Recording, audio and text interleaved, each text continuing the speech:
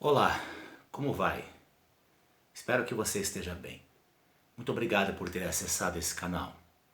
Eu quero compartilhar com você da leitura de um texto que se encontra no Evangelho de Jesus, segundo escreveu Lucas, capítulo 2, do versículo 25 ao 38. É uma parte do trecho em que relata o momento em que o menino Jesus foi apresentado por seus pais, José e Maria, no templo. E nessa parte, a partir do versículo 25, Lucas narra da seguinte maneira: Naquela época, vivia em Jerusalém um homem chamado Simeão. Ele era justo e devoto e esperava ansiosamente pela restauração de Israel. O Espírito Santo estava sobre ele e lhe havia revelado que ele não morreria enquanto não visse o Cristo enviado pelo Senhor. Nesse dia, o Espírito Santo o conduziu ao templo, no exato momento quando Maria e José chegaram para apresentar o menino Jesus ao Senhor, como a lei exigia. Simeão tomou a criança nos braços e louvou a Deus, dizendo: Soberano Deus, agora pode levar em paz o teu servo, como prometeste. Vi a tua salvação, que preparaste para todos os povos. Ele é uma luz de revelação às nações e é a glória do teu povo Israel. Os pais de Jesus ficaram admirados com o que se dizia a respeito dele. Então Simeão os abençoou e disse a Maria, a mãe do bebê: Este menino está destinado a provocar a queda de muitos em Israel, mas também a ascensão de tantos outros. Foi enviado como um sinal de Deus, mas muitos resistirão a ele. Como resultado, serão revelados os pensamentos mais profundos de muitos corações, e você sentirá como se uma espada lhe atravessasse a alma. A profetisa Ana, filha de Fanuel, da tribo de Aser, também estava no templo. Era muito idosa e havia perdido o marido depois de 7 anos de casados, e vivido como viúva até os 84 anos. Nunca deixava o templo, adorando a Deus dia e noite, em jejum e oração. Chegou ali naquele momento e começou a louvar a Deus, falando a respeito da criança a todos os que esperavam a redenção de Jerusalém. Amém. Dias atrás eu postei nas redes sociais um artigo sobre esperançar. E esse artigo traz o seguinte comentário: Às vezes eu tenho a impressão que basta uma história ou uma memória em que a esperança tenha levado a cabo o seu destino para corajosamente, sem pularmos uma experiência sequer, esperançarmos. E às vezes eu tenho a impressão de que nem é preciso tanto, que é necessário termos esperança, conscientemente, uma vez apenas, para nunca mais deixarmos de ter esperanças. Esse tempo no qual vivemos tem conspirado contra a esperança. Nós vivemos dias de inquietação, de muita angústia, de medo, de intolerância, de polarizações. Um tempo cercado de muita desconfiança, a ponto das pessoas, de muitas pessoas questionarem se vale a pena ter esperança. São tempos, são dias difíceis de se viver e de ser. De modo que penso que um dos maiores desafios para esse tempo é, sem dúvida alguma, o desafio de mantermos a esperança. Mesmo quando não há lógica, mesmo quando não há nenhum indício, nenhum sinal para se ter esperança, nós somos desafiados a continuar conjugando o verbo esperançar. A respeito desse verbo, o filósofo e educador brasileiro Mário Sérgio Cortella faz o seguinte comentário: Esperançar é diferente de esperar. Há pessoas que dizem: espero que dê certo, espero que resolva. Mas isso é espera, não esperança. Esperançar, que é de onde vem a palavra esperança, é almejar, sonhar, agir, buscar, não desistir. Esse texto bíblico que eu li, do Evangelho de Lucas, nos apresenta, além de José e Maria e o próprio menino Jesus, dois personagens principais. Um homem piedoso, devoto, temente a Deus, chamado Simeão, e uma mulher que era a profetisa, chamada Ana. Nós sabemos muito pouco sobre a vida dos dois. No entanto, a vida de cada um deles, nesse breve relato que temos, serve de inspiração. Tanto Simeão quanto Ana tinham algo em comum: esperança. Eles souberam conservar a esperança. Pode-se dizer que, mesmo com o passar dos anos, eles continuaram conjugando o verbo esperançar. E penso que nós podemos aprender preciosas lições com esses dois servos de Deus. Lições que nos ajudam a continuar conjugando esse verbo. E há 3 delas que eu destaquei aqui na minha leitura. A primeira lição sobre esperançar que eu aprendo com Ana e com Simeão é que, por mais difíceis que sejam os dias e as circunstâncias, eles não têm o poder de nos roubar a esperança se não permitirmos. Por mais difíceis que sejam os dias e as circunstâncias, eles não têm poder de roubar a nossa esperança se nós não o permitirmos. Simeão e Ana souberam manter o coração esperançoso porque jamais permitiram que as circunstâncias difíceis da vida lhes roubassem a esperança. Muito embora, naquela altura da vida de cada um dos dois, haviam alguns fatores que poderiam contribuir para que isso pudesse acontecer, ou seja, que a esperança lhes fosse roubada do coração. Penso que um dos primeiros fatores, ou um desses fatores, era a idade avançada de ambos.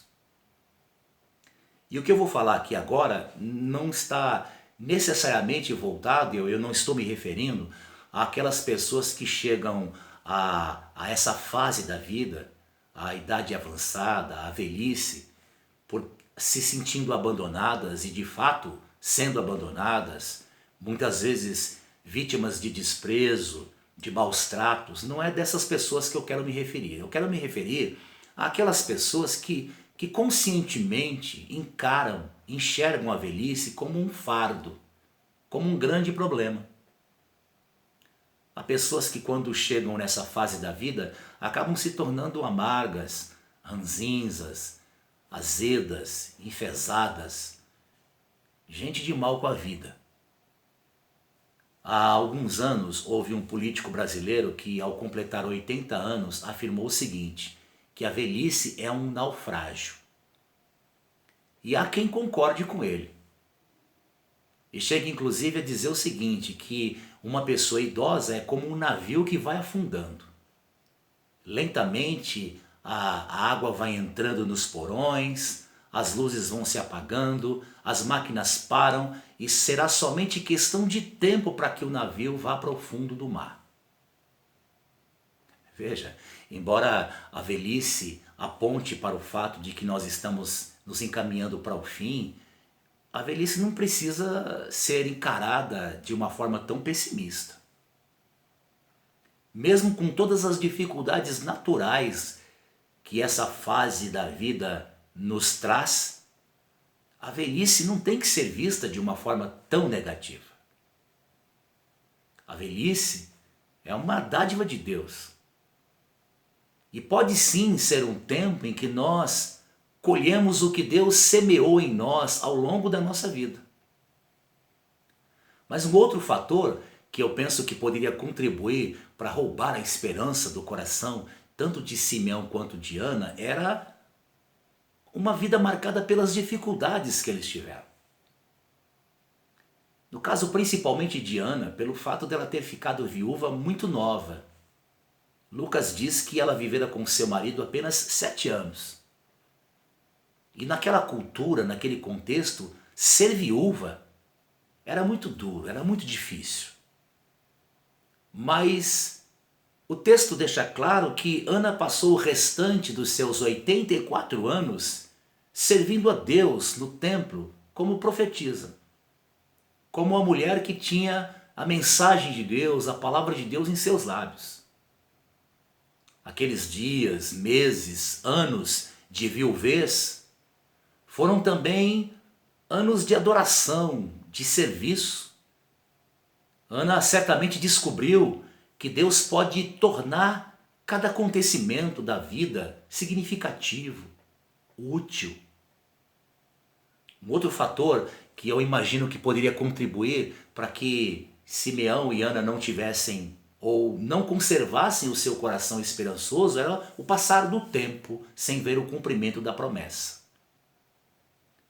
No caso de Simeão, a Bíblia diz que lhe foi dada pelo Espírito Santo a promessa de que ele não morreria sem ver o Messias prometido. Agora tente imaginar cada ano que passava enquanto Simeão envelhecia sem ver o cumprimento da promessa.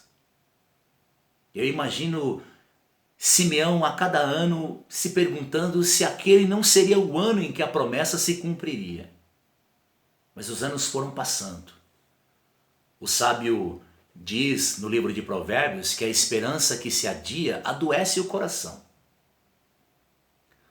Talvez você queira me perguntar, assim como Simeão e como Ana, como é que eu consigo me manter firme sem deixar, sem permitir que os dias difíceis, as circunstâncias contrárias me roubem a esperança?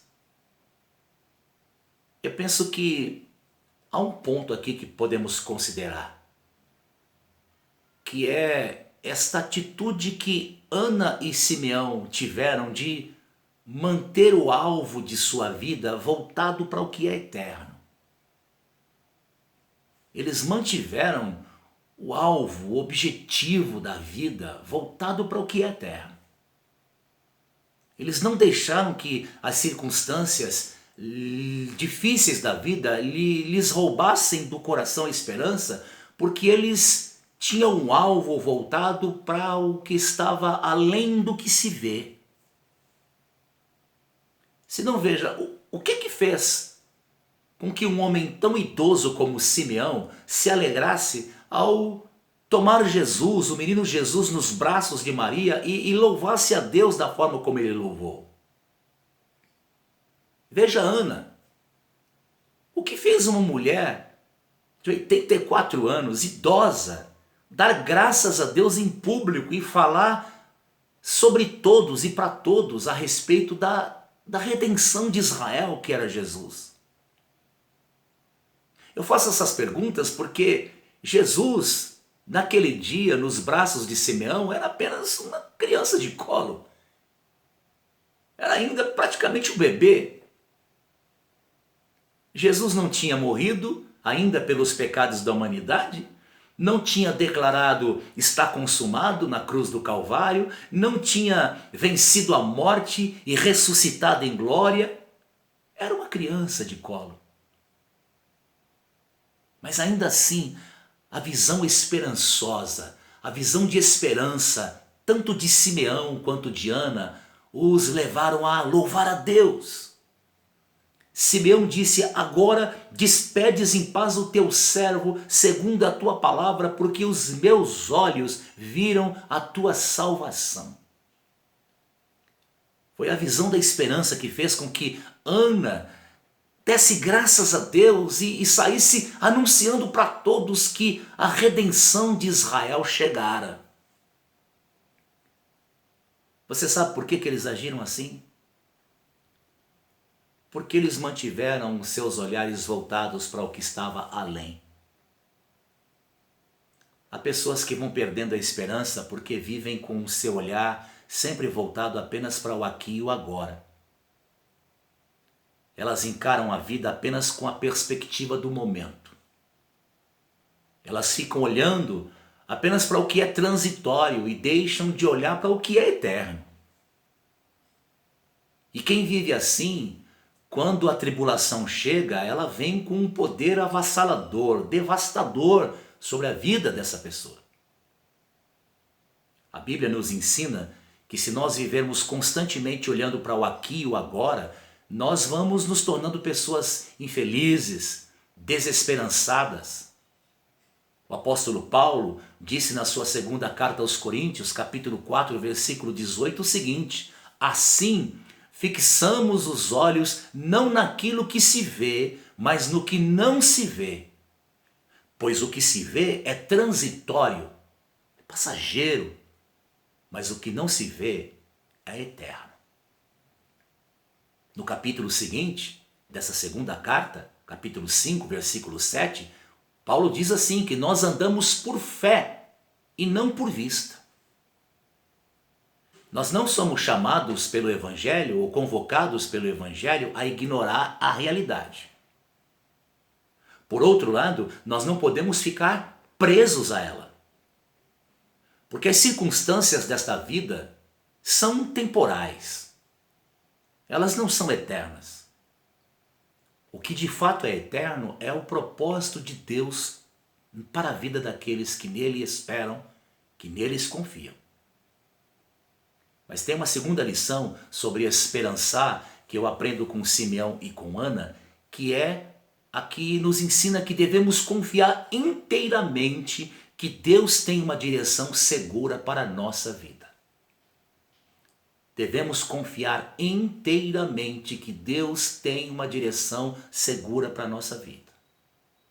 Por isso é que tanto Simeão quanto Ana mantiveram ao longo dos anos as suas vidas inteiramente conduzidas, dirigidas pelo Espírito Santo.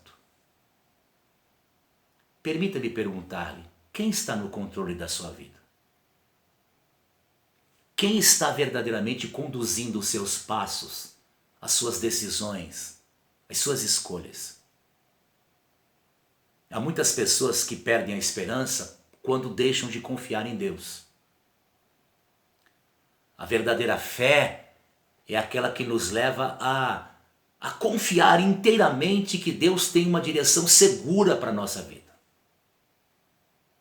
Foi essa fé que fez com que o salmista Davi afirmasse no conhecido Salmo 23, ainda que eu ande pelo vale da sombra e da morte, eu não temerei mal algum, pois tu estás comigo. E esta afirmação é a afirmação em fé e em esperança, que sabe, de alguém que sabe que Deus tem uma direção segura. É esta fé que nos faz caminhar certos de que nós não ficaremos desorientados, sem rumo nesta vida, pois como está escrito no livro do profeta Isaías, capítulo 30, versículo 21, uma promessa que Deus fizera através do profeta aos israelitas, mas que tem um aplicativo para nós hoje, quando Deus disse através do profeta, quer você se volte para a direita, quer para a esquerda, uma voz atrás de você lhe dirá, este é o caminho, siga-o. Se você já entregou a sua vida a Deus, se você confia nele, caminhe com a certeza de que ele não vai lhe abandonar pelo meio do caminho. Ele não vai te deixar sozinho, sozinha, desamparado. Porque a sua vida não está sendo conduzida pelo acaso, pelo destino. Você pode confiar inteiramente que Deus tem uma direção segura para a sua vida. E mesmo quando chegar aqueles momentos da vida em que você se vê cansado, sem forças para prosseguir, com medo do amanhã, você poderá contar com a certeza, a promessa que Deus inclusive fez ao seu povo no passado. Escutem-me, ó casa de Jacó, todos vocês que restam da nação de Israel, vocês a quem tenho sustentado desde que foram concebidos e que tenho carregado desde o seu nascimento, mesmo na sua velhice, quando tiverem cabelos brancos, sou eu aquele que os susterá. Eu os fiz e eu os levarei, eu os sustentarei e eu os salvarei. Isaías 46, versículos 3 e 4. Atribui-se ao filósofo existencialista Søren Kierkegaard a afirmação de que a fé é um salto no escuro para cair nos braços de Deus. eu tendo a não concordar com a primeira parte dessa frase. A fé não é um salto no escuro. A fé é um caminhar na luz. E mesmo quando a vida nos cercar de contradições, de incoerências, de adversidades, a fé nos faz ter a convicção de que nós podemos contar com a boa mão do Pai Celestial para nos dirigir seguramente. É acerca desse Deus que nós podemos lançar a nossa vida e convidar o nosso coração a manter a esperança. Mas tem uma terceira e última lição sobre esperançar que eu quero compartilhar com vocês, que a vida de Ana e Simeão nos inspira, é que nós devemos e podemos conservar o coração aquecido pelas promessas de Deus. Nós devemos e podemos conservar o coração aquecido pelas promessas de Deus. Especialmente quando chegar aqueles momentos da vida em que a nossa fé for provada pelas circunstâncias que nos cercam, nós podemos olhar firmemente para o caráter de Deus. Nessas horas, principalmente, nós devemos lembrar ao nosso coração que Deus é fiel. O apóstolo Paulo, na segunda carta aos Coríntios, capítulo 1, versículo 8, relata que ele passou por uma grande tribulação na Ásia, muito além da capacidade que ele tinha para suportar aquela tribulação. E ele declara que ele chegou ao ponto de perder a esperança da própria vida. Mas ele não sucumbiu porque tinha a confiança absoluta no caráter de Deus. Tamanha era a sua confiança no caráter de Deus que mais tarde, ao afirmar essa segurança para os cristãos que viviam na cidade de Filipos, os filipenses, Paulo disse o seguinte: estou convencido de que aquele que começou boa obra em vocês vai completá-la até o dia de Cristo Jesus. Porque mesmo quando todas as certezas deste mundo falharem, mesmo quando as coisas não saírem como nós planejamos, porque nem sempre vai dar tudo certo, nós podemos estar certos de que Deus é fiel, Deus é absolutamente e inteiramente confiável e que ao final nos conduzirá em triunfo. Nosso Deus é o Deus que cumpre as suas promessas. Ele é o Deus imutável, que não muda. Ele não é um Deus volúvel, inconstante, que diz uma coisa aqui, nesse momento, agora, e mais adiante muda de opinião. Faz totalmente ao contrário do que falou. Deus é fiel para cumprir o que prometeu. E quando olhamos para a vida de Simeão e de Ana, para esse breve relato, nós vamos perceber que eles mantiveram a esperança porque conservaram seus corações aquecidos pelas promessas de Deus.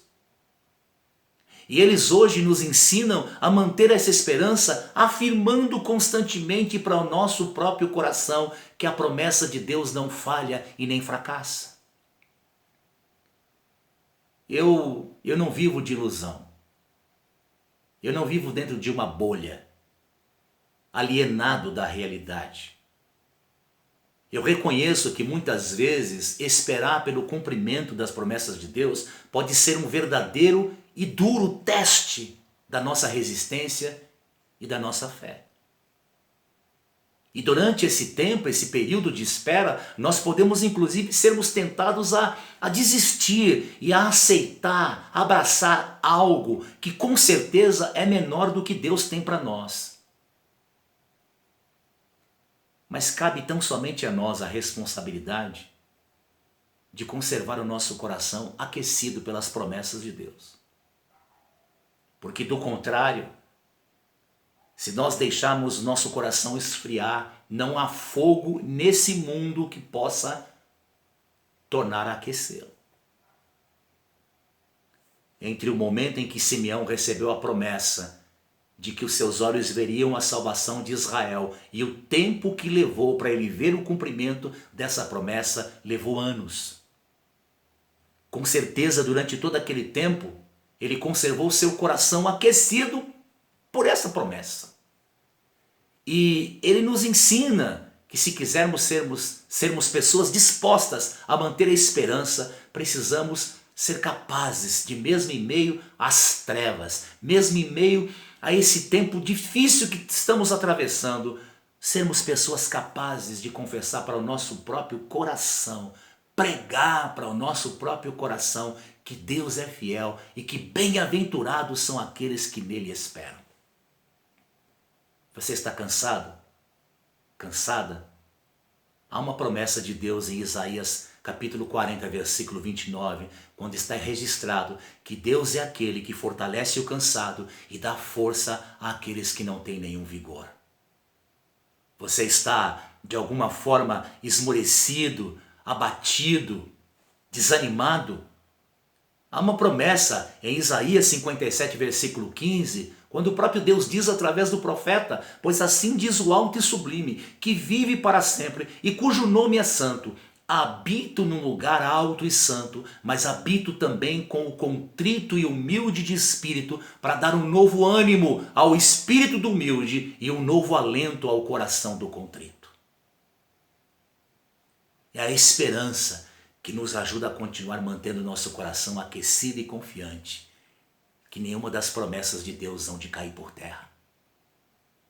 E mesmo quando, diante das circunstâncias, nós formos levados a pensar que o mal vai triunfar para sempre sobre o bem, nós podemos lembrar ao nosso coração que Deus está no controle, que Deus está assentado no seu trono.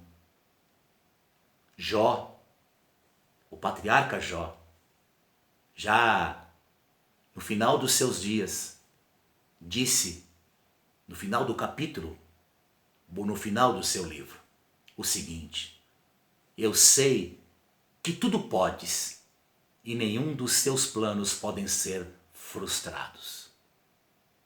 Eu sei que tudo podes e nenhum dos seus planos podem ser frustrados. Jó estava afirmando aqui a soberania de Deus. E quem tem essa consciência de que Deus está no trono, está no controle, quem caminha nessa vida com essa consciência, pode sim encontrar razão para continuar conjugando na vida o verbo esperançar. E a minha oração é para que o Senhor Deus lhe conceda esta graça. Há sim razões, a despeito de tudo que está acontecendo agora, há sim razões para continuar tendo esperança. Olhe para Deus, olhe para o Pai amoroso e bom. Ande não por vista, mas ande por fé. Caminhando com a certeza de que mesmo que você esteja agora caminhando, atravessando o vale escuro e sombrio, Deus está do teu lado e tem direção segura para a sua vida. Que Deus te abençoe. Que Ele continue resplandecendo a luz do teu rosto sobre você e lhe dê a paz. Amém.